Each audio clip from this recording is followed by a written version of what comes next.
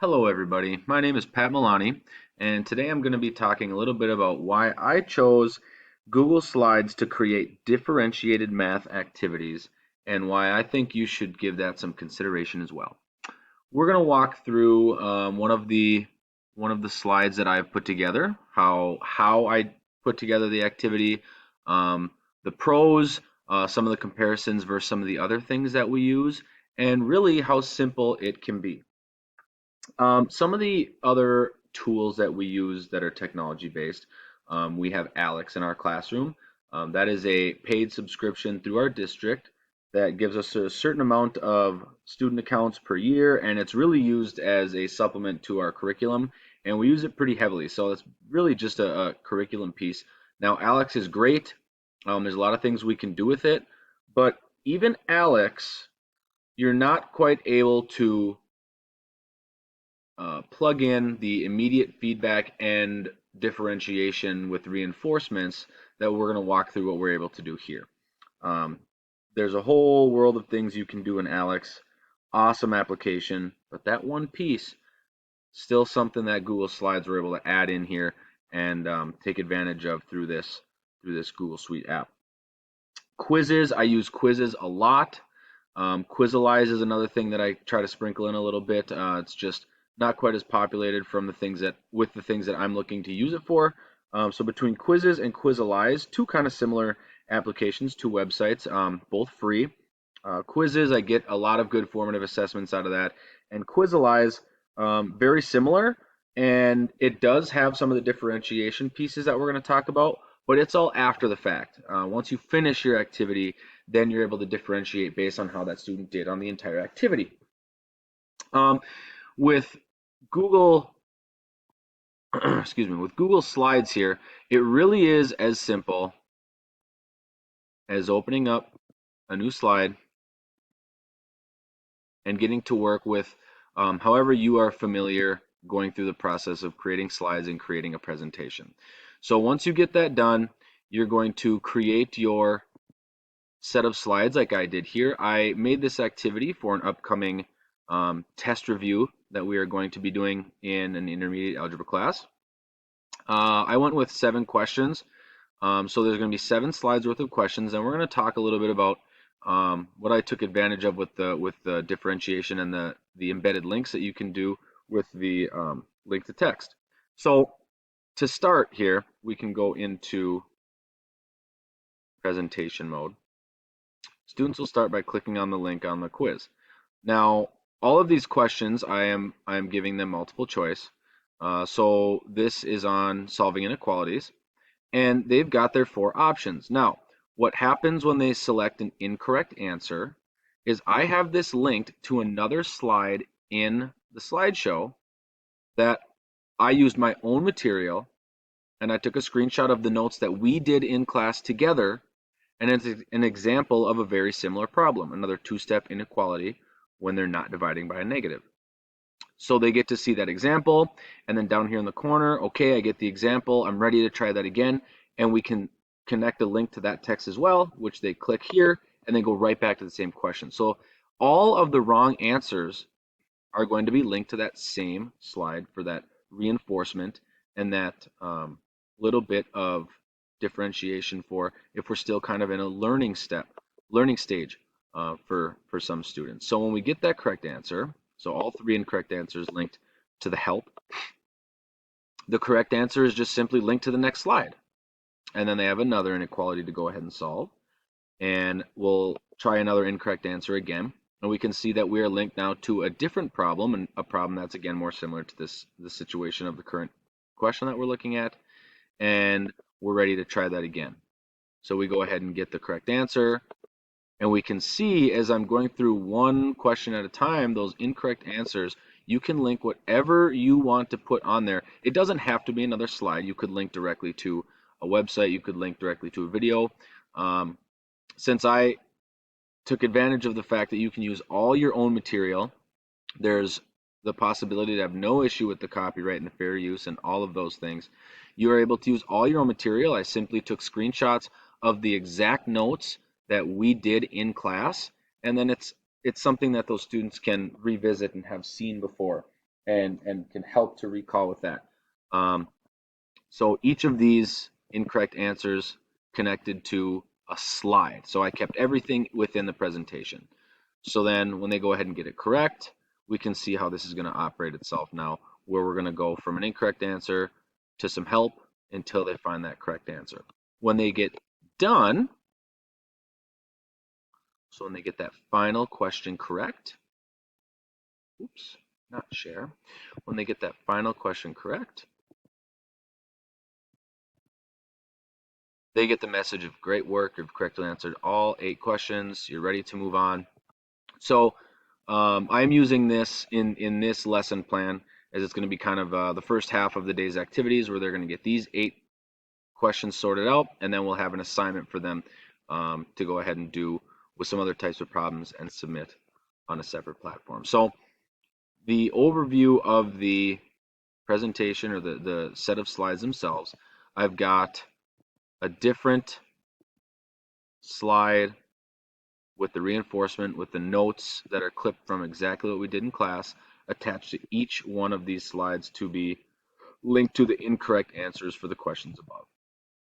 So what we're able to do here, what I was able to do in this activity that I'm not able to do in my other 3 highly used apps of Alex, Quizzes, and Quizalize, all great in their own right, you get that immediate feedback and the immediate redirection to an example, and it also kind of saves time for themselves looking through their notes as well. So everything is in this one set of slides, a little activity where they're able to get that reinforcement immediately, not wait till the end, see that they got 20%, and then have to go sort through all their notes to look at all the problems and do the whole thing over.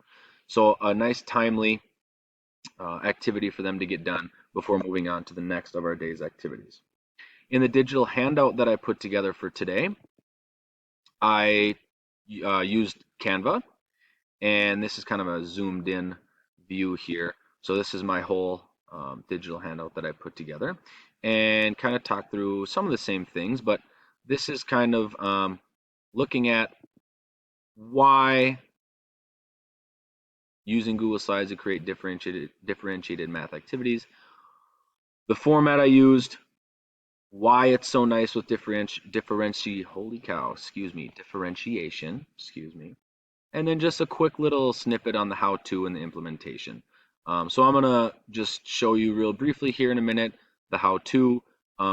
We talked a little bit about these 2 things already, the choose your own adventure format that really can be applied in any classroom in no matter what topic or subject you're studying. Differentiation, talked about that with the different options for linking to incorrect answers. The how-to, it's as simple as creating a slideshow. This is something that I had never done until we had talked about it in our previous meeting, and we had the task of going and searching through the different tools, and I knew that I wanted to find something that I could use with formative assessments. Formative assessments are huge in what we do in math. You're doing anywhere from 1 to 4 or 5 quick little formative assessments every day when you're checking in with your kids and seeing how that understanding is going. And finding fun new ways to do that is always a goal.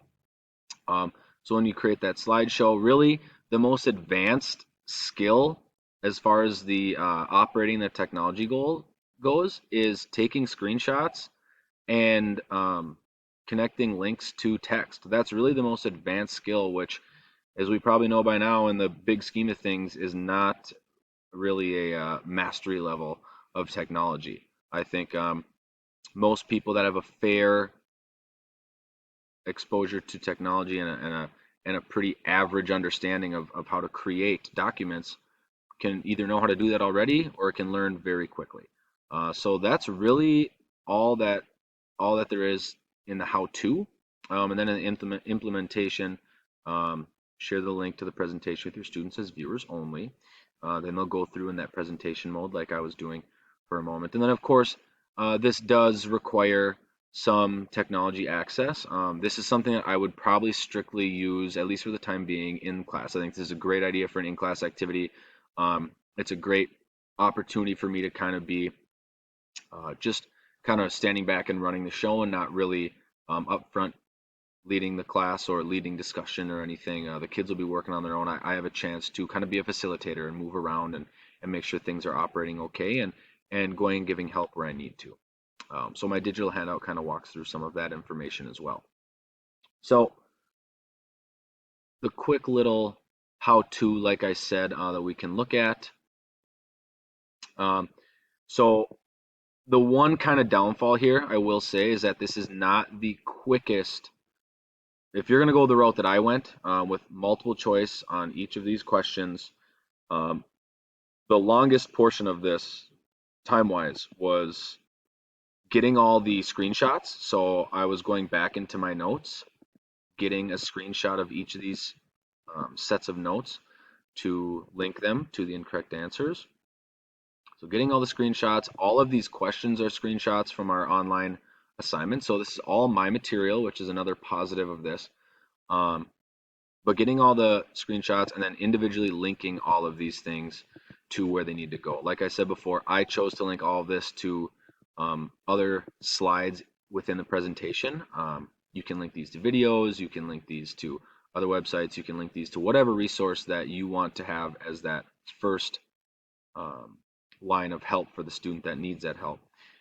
But little time consuming, but at this point, once you have this, this is something that I could easily go in, make a copy of, and just switch some things around going forward from there. So as far as the actual skill goes, really pretty average level of skill, I would say, for someone looking to create this based on whatever experience they might be coming in with. If you can make a slideshow, you can put this together. And lastly is with Google Slides, I stayed kind of bland here. I wanted to focus on the problems and the kids focusing on what they're doing. You can go ahead and get as creative as you want with all this. I think we know that by now. Some people are awesome at being able to put together creative and fun and bright and exciting slideshows, and this doesn't have to be any different. So you get that creativity piece, and you can really put something together here. In conclusion, I'm really happy with how this was put together. Like I said, this is my first one. So I by no means am I a master of this activity. I thought it was a really cool idea when I first heard of it, and I'm excited to try this out with my kids when we go over that review activity day in a few days here, getting ready for our test. So um, I'm glad that I went the route of Google Slides. I think if you have any any inkling to maybe even want to try this, I strongly suggest you give it a shot. Start with just 3 or 4 questions.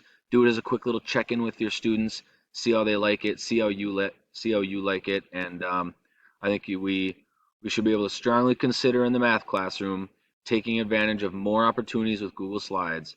And this is a great place to start. Thanks. Have a great day.